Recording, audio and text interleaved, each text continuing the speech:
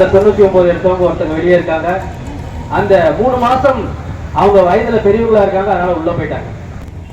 எனவே அவர்களுக்கும் சேர்த்துதான் இந்த போராட்டம். மேலும் அனைத்து மாவட்ட பொறுப்பாளர்கள், மாநில பொறுப்பாளர்கள், மேலும் வருகை புரிந்துள்ள பெற்றோர்கள், உறவினர்கள், அருமைக்குரிய தோழர்கள் அனைவருக்கும் என்னோட மீண்டும் வணக்கத்தை தெரிவித்துக் கொள்கிறேன். ரொம்ப சுருக்கமா இருக்கும், முடிச்சுக்கலாம்.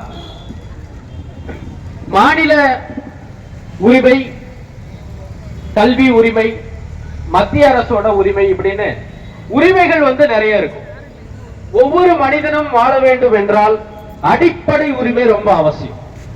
வாழணும், சமத்துவத்தோட வாழணும், சகோதரத்துவத்தோட வாழணும்னு சொல்லி சட்டம் சொல்லுது.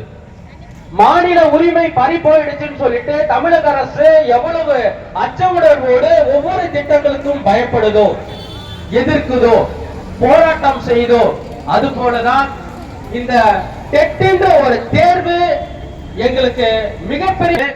ஒரு ஆசிரியர் சொன்னாங்க, நாங்க என்ன தேர்வு எழுத பிறந்தவர்களா அப்படின்னு.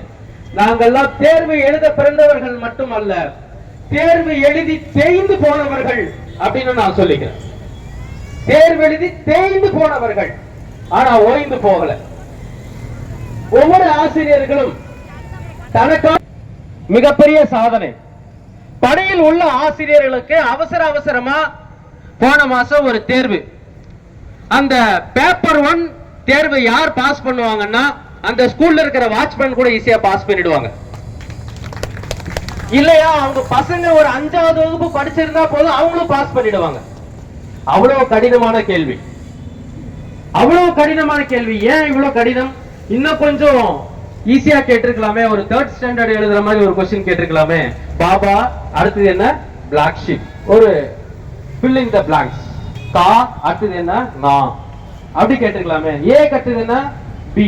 இப்படி எல்லாம் ஒரு क्वेश्चन, டஃபஸ்ட் क्वेश्चन வச்சிருக்கலாம். இப்படி தேர்வை மட்டும் எழுதி தேய்ந்து போன இந்த ஆசிரியர் சமூகத்திற்கு ஏன் எங்கள் மீது கழிவு வரவில்லை?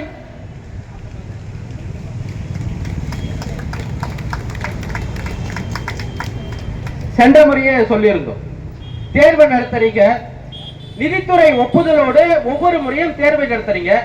அந்த ஒதுக்கப்பட்ட நிதி எங்க? அந்த தேர்வுக்கு அறிவிக்கப்பட்ட காலி பணியிடம் எங்க? அந்த தேர்வு நடத்தி தேர்வானவர்கள் யார்? இதுதானே. ஒரு தேர்வு நடந்தா இந்த கேள்விதான் மனசுல வரும். தேர்வு அறிவிக்கிறீங்க, ஒண்ணு தேர்வு நடக்கணும், நடந்துருச்சு.